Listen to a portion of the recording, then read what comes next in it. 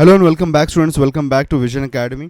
तो आज देखिए एक बहुत इंपॉर्टेंट डाउट को हम लेके आए हुए हैं कि बहुत सारे लोगों का ये डाउट आ रहा है कि चेंज ऑफ डोमिसाइल को लेके, कि बहुत सारे लोगों का कहना है कि सर हमने गलती से जो हमारा डोमिसाइल है उसमें नो कर दिया है, मतलब कि महाराष्ट्र स्टेटस को नो कर दिया है, और क्या हम डोमिसाइल स्टेटस को चेंज कर सकते हैं कि नहीं कर सकते हैं।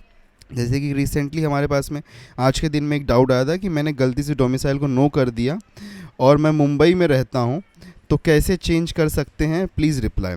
तो देखिए ये एक बहुत ही बड़ा इशू है कि अगर जैसे आपको यहाँ पे दिया गया है, ये यही स्टेटस की हम बात कर रहे हैं, यहाँ पे ये आपके पास में एक फॉर्म स्टेज आता है जहाँ पे आपको सिलेक्ट करना होता है कि are you domicile in the state of Maharashtra, yes या नो।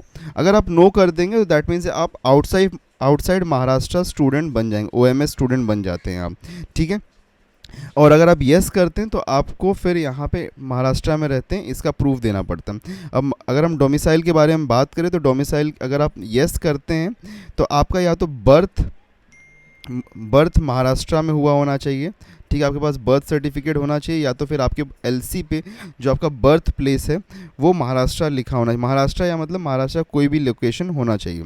सेकंड ऑप्शन है या तो आपके पास में डोमिसाइल सर्टिफिकेट होना चाहिए, दैट इज़ एन मैंडेटरी। देखो डोमिसाइल सर्टिफिकेट बनने में ज़्यादा टाइम नहीं लगता, 15 से 20 दिन में आपको बन के मिल जाता है। आप कहीं पे भी कोई भी महाराष्ट्र ई सेतु केंद्र या फिर आपके आसपास में जो भी कोर्ट वाला इलाका होगा, एरिया होगा, वहाँ पे आप जा सकते हैं। वहाँ पे आपको बहुत सारे लोग मिल जाएंगे, मतलब कि ऐसे दुकान, शॉप्स या वेंडर्स या फिर एजेंट्स मिल जाते हैं जो बनवा के आपको दे देते हैं। तो डोमिसाइल आप बनवा सकते हो अगर आप 15 ईयर्स का आपके पास में एक प्रूफ है कि आप 15 ईयर्स से महाराष्ट्र में रह रहे हो। वो आपको वैसे बाकी सारे जो भी प्रोसीजर्स रहेंगे वो लोग गाइड कर देंगे वहाँ पे, तो फिर आप उस तरीके से डोमिसाइल सर्टिफिकेट बनवा सकते हो। तो यस करने पे आपको डोमिसाइल सर्टिफिकेट देना होता है, और या फिर आपको आपका बर्थ जो होना चाहिए वो महाराष्ट्र में होना चाहिए, ठीक है। तो ये उसका मेन क्राइटेरिया है। अब अगर गलती से किसी ने नो कर दिया, मतलब महाराष्ट्र में रहते तो हो लेकिन गलती से आपने नो कर दिया है, तो उस केस में क्या हम इसको चेंज कर सकते हैं कि नहीं कर सकते जब भी हमारे पास में करेक्शन विंडो आएगा। तो अगर आपने इसको नो कर दिया तो करेक्शन विंडो जब भी ओपन होता है तो उसमें मेजरली सिर्फ और सिर्फ ये 5 जो डिटेल्स हैं यही हम चेंज कर पाएंगे, that is name, gender, date of birth, photo and sign, यही चेंज करने का ऑप्शन होता है, ओके। इसके अलावा और कोई ऑप्शन नहीं होता उसके अंदर। तो अगर आपको उसके अलावा लाइक ये डिटेल्स के अलावा लाइक कोई और डिटेल को चेंज करना है, लाइक फॉर एग्जांपल देखिए डोमिसाइल जो है ये बहुत ही मेजर मिस्टेक हम मानते हैं, okay, it is an very major mistake. तो ये मेजर मिस्टेक को रिकरेक्ट करना like almost next to impossible है, और इसका एक ही ऑप्शन है कि आपको पूरे फॉर्म को रीफ़िल करना पड़ेगा। तो रीफ़िल करके आपको पूरे फॉर्म को भरना पड़ेगा एक बार वापस, और वहाँ पे आपको इसी जो डिटेल्स होंगे वो करेक्ट डिटेल्स डालने पड़ेंगे। इसके लिए अगर आप चाहिए तो आप डायरेक्टली क्लैरिफिकेशन के लिए आप जो सीईटी सेल है, स्टेट सीईटी सेल है, उसको भी आप डायरेक्टली कांटेक्ट कर एक बार कर सकते हो। But as far as I am considered, मतलब जहाँ तक हमने यहाँ पे डायरेक्टली सीईटी सेल से इन्फॉर्मेशन लेने की कोशिश की है, तो उनका ये कहना है कि अगर कोई भी स्टूडेंट का डोमिसाइल गलत हो जाता है, अगर इन्फॉर्मेशन डोमिसाइल इन्फॉर्मेशन गलत है और उसको रिकरेक्ट करना है, तो गलत के लिए एक ही तरीका है कि पूरे फॉर्म को रीफ़िल करे वो, ओके।